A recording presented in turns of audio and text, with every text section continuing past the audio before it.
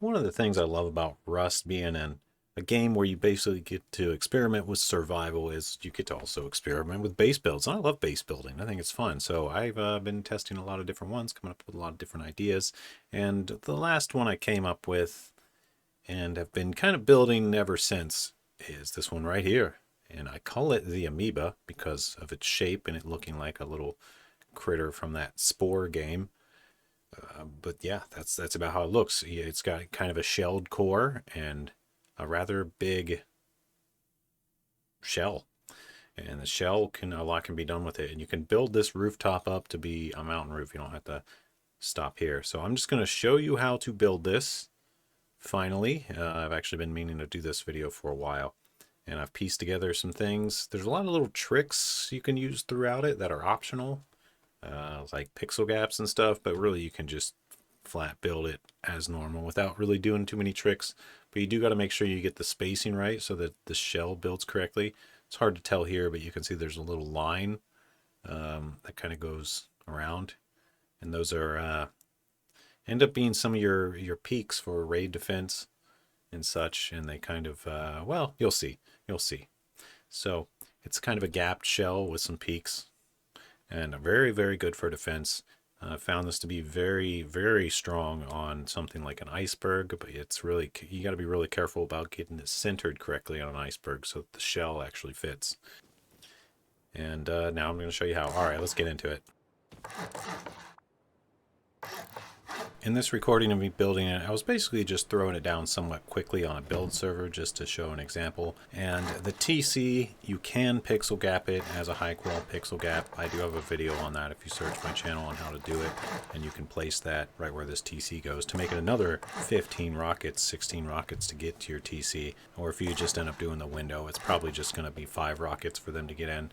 But, you know, both have their advantages and disadvantages, so do what you want. You can also make this bottom layer a bunker if you want. I generally do make it a bunker, but really it's optional. You could just put a jump up to the next floor, or however you want to go to your next floor. The bunker is pretty strong, but the reality is every time this gets raided, if anyone even dares, is they're coming in from the side anyway. Most people don't top down this base, although they could, and in that case a bunker would increase the raid cost. So there's a little bit of versatility, but as long as you get this basic shape the same, it's fine.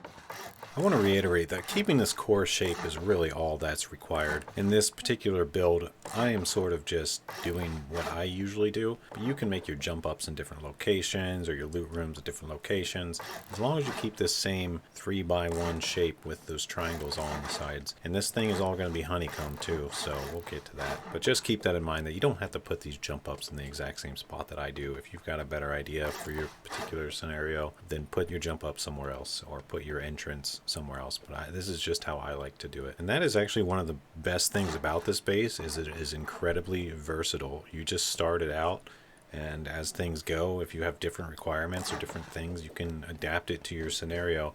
The biggest requirement that is non-optional is it needs a lot of width space to end up building that shell. So you need a lot of flat space to the sides. It doesn't have to be that flat, but flat enough to at least build.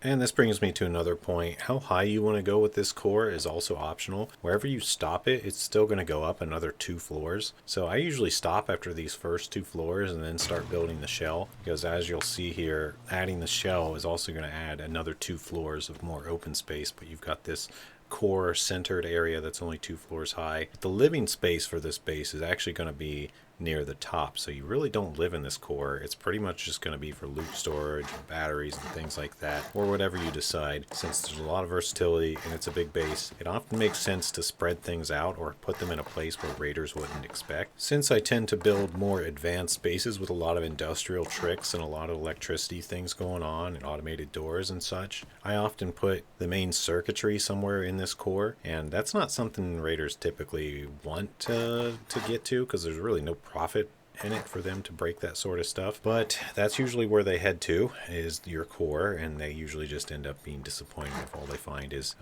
logic and no real loot. But even so, there's still probably going to be some loot in there. I don't really get into it in this, but I really kind of have a special industrial setup that I use for this base, and maybe I'll do it in the second one if people are interested, or in a continuation rather. So let me know if you want to see how I industrialize this. Actually, screw it, I'm going to do it anyway. But your support does mean a lot to me, so anything you want to do to help boost these videos, I'd appreciate it.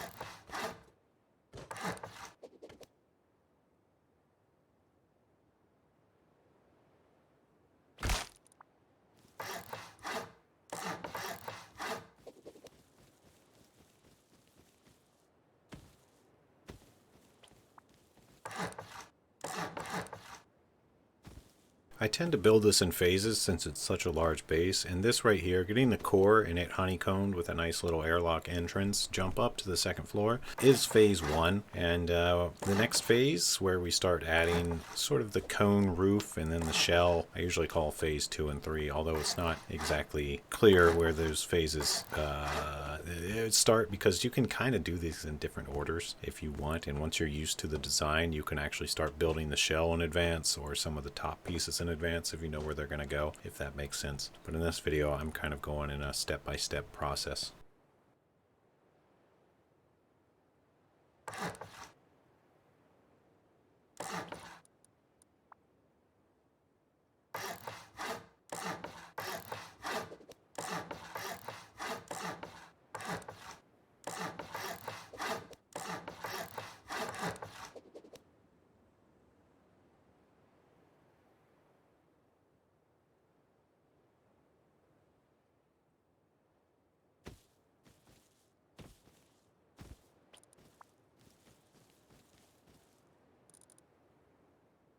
What we're doing with this twig build out from the side here is basically creating the gap, and the way we're doing that is we're getting a nice line up first of all with the square, triangle, and then we're building out 6 squares, and then we're going to come back with all triangles, and just follow this exactly and it should work. You'll have to do this on both sides, same process.